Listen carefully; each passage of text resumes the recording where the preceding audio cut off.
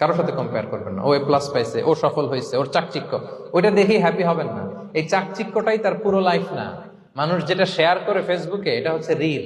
লাইফের কি রিল বুঝেন তো না? সবাই বুঝেন মাশাআল্লাহ। Highlighted reel. আপনি কি মনে করছেন এই যে রিলের মধ্যে যতটুকু দেখছেন এটা পুরোটাই ওর লাইফ?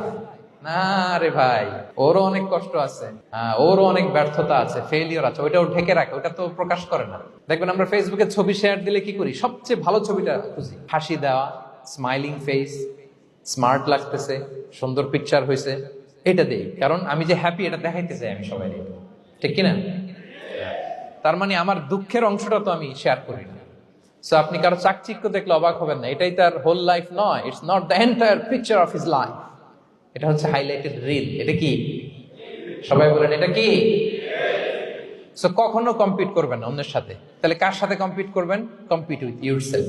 নিজের সাথে কম্পিট করুন, নিজের সাথে কম্পিট করুন। and try to be the better version of yourself in every single day. প্রতিদিন নিজেকে একটু একটু করে ডেভেলপ করার চেষ্টা করুন। and don't lose your confidence by comparing yourself with others. Dear brothers and sisters, কখনো নিজেকে অন্যের সাথে তুলনা করে আপনার কনফিডেন্স কমাবেন না।